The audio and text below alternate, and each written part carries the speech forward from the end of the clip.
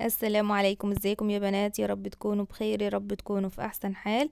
النهارده هنعمل مع بعض كيكه كده هتعتمديها تعمليها لاولادك على طول. هشه. طعمها وقوامها تحفه. لونها يجنن زي ما انتوا شايفين كده. ناجحه معاكي ان شاء الله، من اول مره هتجربيها وهتدعيلي هتعمليها لاولادك على طول. انا عاملاها باللبن القاطع. انتي ممكن تعمليها باي حاجة عندك ان شاء الله. اقول لكم كل التفاصيل ديت في الفيديو واحنا شغالين. يلا بينا نبدأ ونقول بسم الله. اللهم صل وسلم وبارك على الحبيب المصطفى وعلى اله وصحبه اجمعين.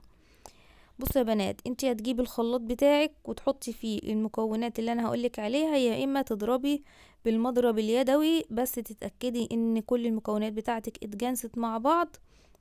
وكمان اهم حاجة السكر يدوب معاكي قبل ما تحطي الدقيق. تمام.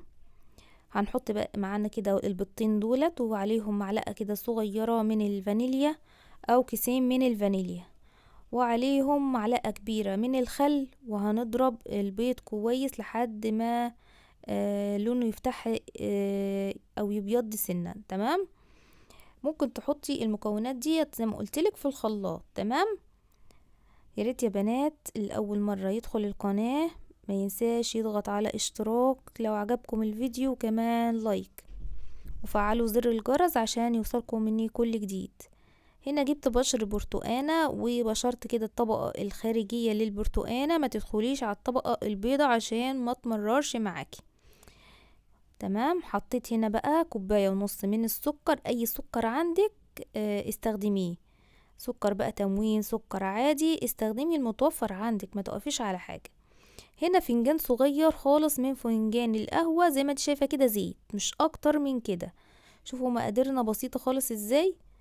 فنجان صغير من الزيت، كوباية ونص سكر، كوباية ونص من الحليب او اللبن القاطع او الزبادي او اللبن الرايب او عصير البرتقال المتوفر عندك اعملي بيه. تمام. هنا بقى كده انا خدت الخليط ده كله عشان ما اضربش ياما بالمضرب اليدوي ده وحطيته في الخلاط. لما انضرب كويس رحت مفضياه قدامكم زي ما انتوا شايفين كده في البوله اللي قدامكم دي. هنا بقى جبت كوبايتين ونص من الدقيق، كوبايتين ونص من الدقيق.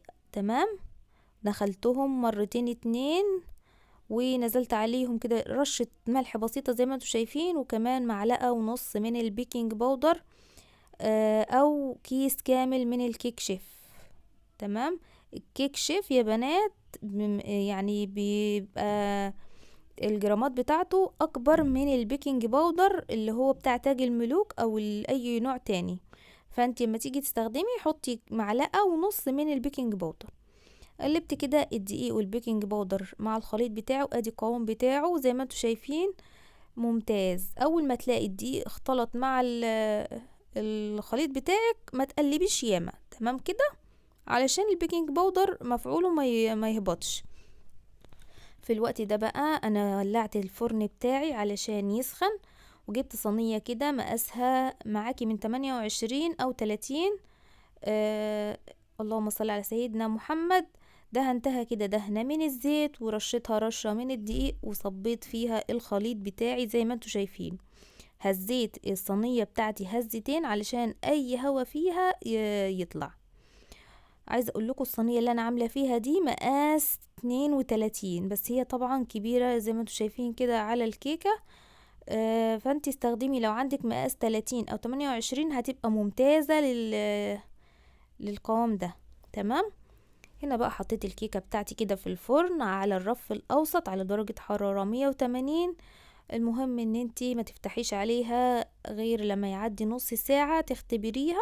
بعد النص ساعه لقيتيها استوت معاكي تمام بخلة اسنان كده من النص، لقيتيها عايزة شوية اقفلي عليها وسيبيها 5 دقايق 10 دقايق على حسب درجة حرارة الفرن بتاعك.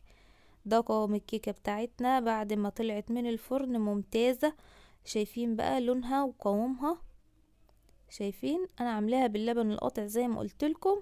ممكن انت تعملي بعصير برتقان. البرتقان لو الفيديو عجبكم يا بنات ما تنسوش تشتركوا في القناة وتفعلوا زر الجرس على الكل، وكمان تضغطوا لايك. مع السلامة.